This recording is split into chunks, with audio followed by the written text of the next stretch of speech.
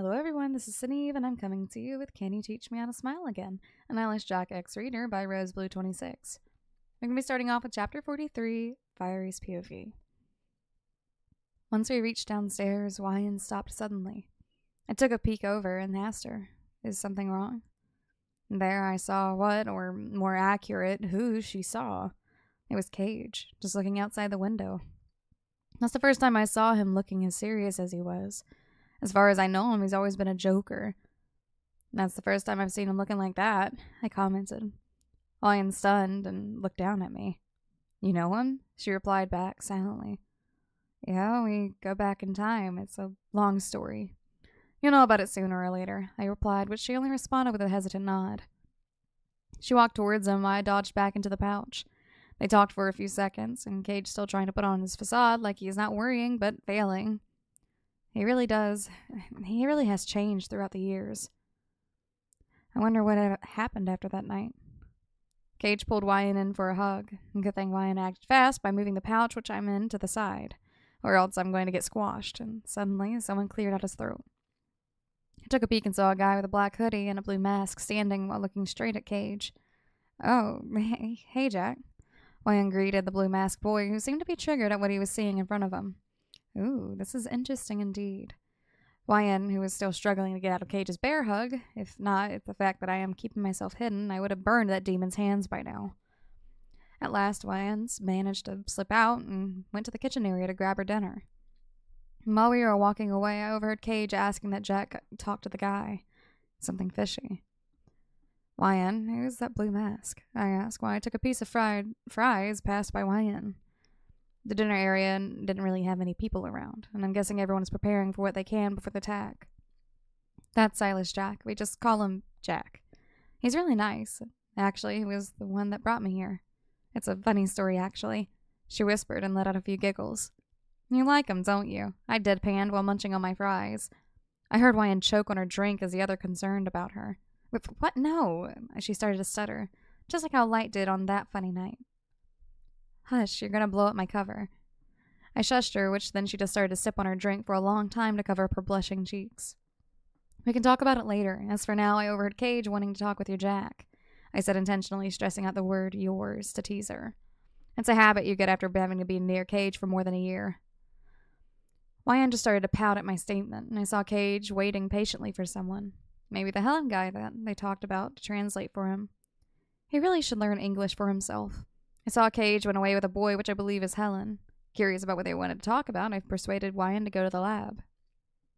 She reluctantly agreed to my request, and she finished up the meal and cleaned up the plate quickly before she started to walk towards the lab.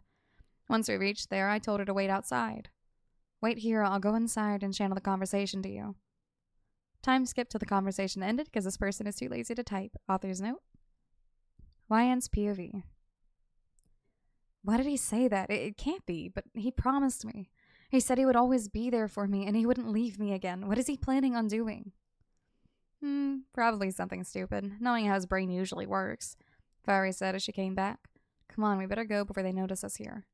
She continued as she went back onto the pouch, and I nodded and walked away from the scene. Instead of going into my room, I went downstairs, to my very first room when I came here. Opening the door, I let myself in and sit on the bed, feeling weak. "Am I that weak, Fiery? Why does everyone have to sacrifice themselves to save me?" I said as I hugged my knees, sitting on the bed. She came out of the pouch and just watched me in silence. "You know, this is where I stayed when I first arrived at this mansion. Jack brought me here because I accidentally caught him on camera while he was doing his job. I was anticipated for them to kill me, actually. I have no will to live or fight, but then everything went the opposite. They accepted me even though I have no use. Slenderman accepted me in as his own daughter, and everyone accepted me for who I am. And for once, after all those miserable years of being alone, I'm happy. Like no words can describe how happy I am staying here with everyone," I said as I remembered all the things that have happened. "I'm tired of having everyone fighting and dying on me, Fiery. My parents died, and I can't even remember what happened to them, nor their faces and names. But deep down, I knew they both protected me from the fire. I can't let Cage or the others keep on sacrificing themselves for me, Fiery. And just for this once, I want to fight. Instead of running away from my problems and keeping quiet, I want to fight." I started to feel a stream of tears flowing down.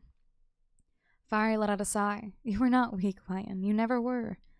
Fiery said to calm me down. I can help you to become stronger, but there's a risk at the moment. With the incoming attack, you won't be able to control it, she said, and I wiped away my tears on my sleeves.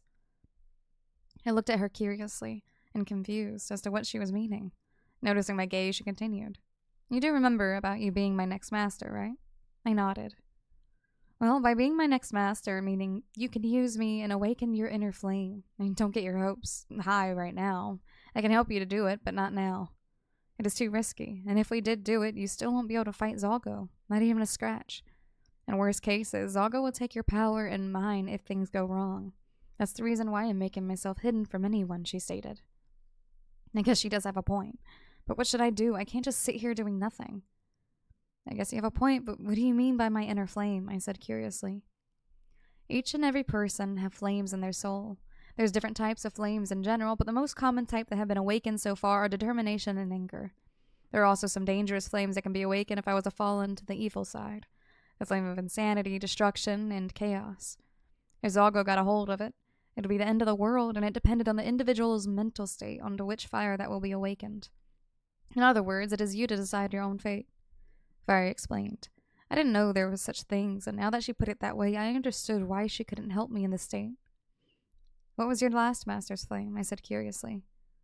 And Fiery let out a few giggles. She's a unique one.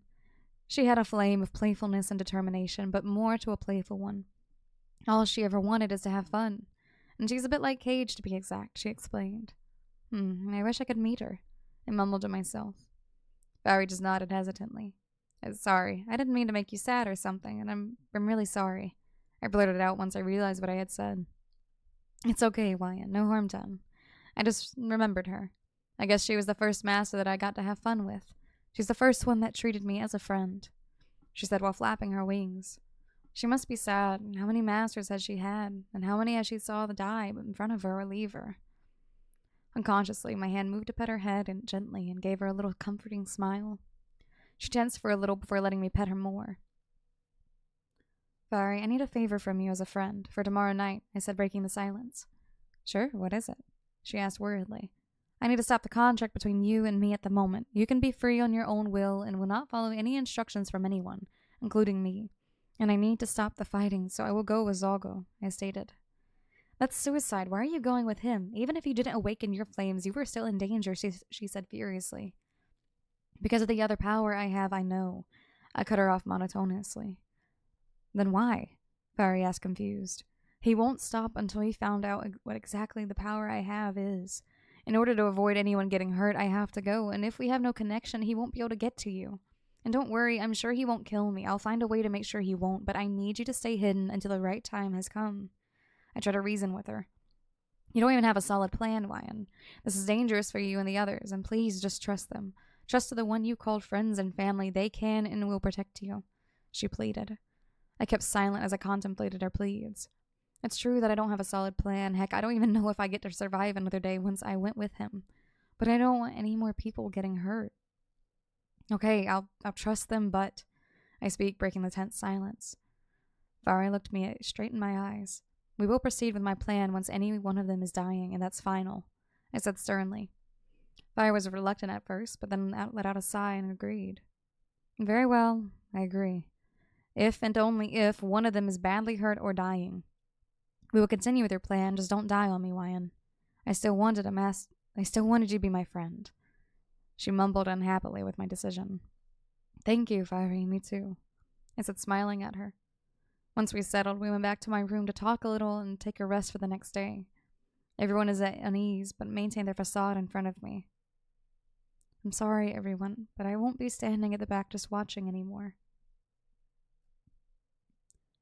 Chapter 44, Slenderman's POV.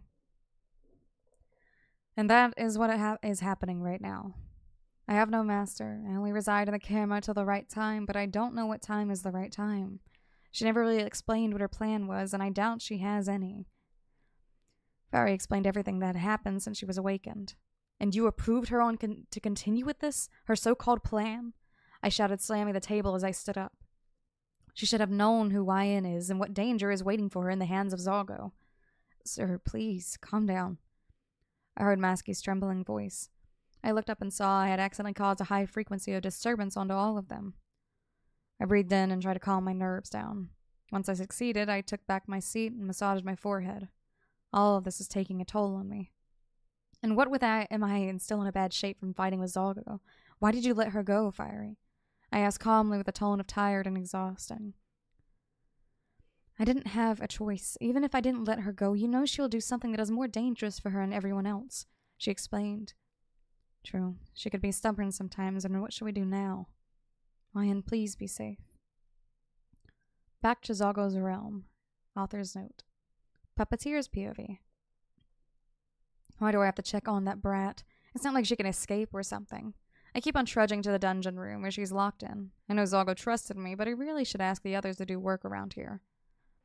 Once I reach the room, I unlock it and peek inside. You still alive in here? I ask as I walk in. I saw she was sitting in the corner of the room while hugging her knees. She's been sitting there since Zalgo exited the room last night. I wonder how bad did he have done to her sanity. It's a miracle she's still alive. Hey, you should have just given him your power already. That way you don't have to suffer like this, I cooed. But I got no answer. It was starting to get on my nerves. It's rude to ignore when someone is talking to you, I said in between gritted teeth.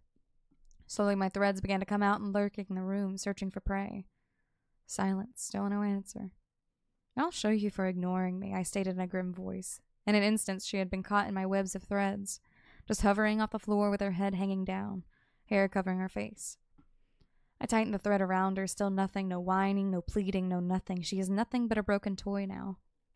This is no fun playing with a broken doll, I said with a disappointment. I thought at least I could have had a little fun at least. But I guess she is just like the other humans, weak and fragile, easy to be broken. As I was about to release the thread before going out of the room, I heard a giggle. Fun? So that's what you want? The female voice sounded, coming from her. Lion. I'll show you what fun is, she said before all the threads around her disappeared without me doing anything. Once she reached down to the floor, she moved in front of me with her hands gripping tightly on my neck. Her movement was too fast for a normal human. It caught me off guard. What's wrong, Puppeteer? I thought you wanted to have fun, she said as she smiled wildly. She's not only broken. She had been drowned in insanity like all of us here. Well, look who's woken up on the wrong side of the bed, I said as I kicked her in the stomach. She released her grip as I made distance between us, and I quickly sent my threads to tie her up. I need to report this to Zalgo, so this is why he asked me to check on her. He must have been anticipating for this result. She just stood still as my threads tied her up again, restricting her movement. Instead of fighting it, she just kept on smiling and giggling.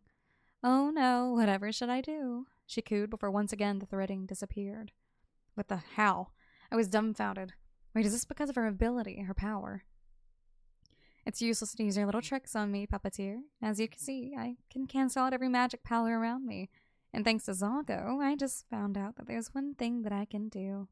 She said as she gone from my sight. What the? How? I thought it was just an ability to protect her from magic. You see, I can absorb other magic and use it to enhance my strength.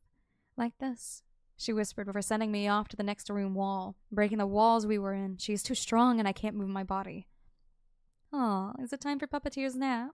She said as she crouched in front of me, poking my cheeks.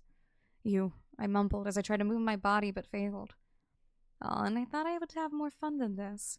I guess I had to find someone else to play with me then. And I hope they are still in the building. I want to have some fun here first, then I'll go to the human world for some more. As she picked up one of the broken bricks from my side and aimed it from my head. I know you won't die from this, but I believe you can still feel pain. Isn't that right? She giggled. Well, sleep tight, Puppeteer, was the last thing she said before she smashed the brick into my head. And everything went dark after that as I lost my conscience. What has he created? She's more powerful than all of us combined. Heck, I can't even say that she's more powerful than Slenderman himself. Is this all part of his plan to bring chaos in the first place? And does he also anticipate her to kill all of us, the proxy here? Damn it. Author's note. Runs away. That is the end of those 2 chapters. Let me know how you guys feel about those, and I hope you guys enjoy this. Again, I apologize for the schedule. I've been busy, but I'm going to try to release these as much as I can. But aside from that, I will see you guys in the next video. Until next time, have fun.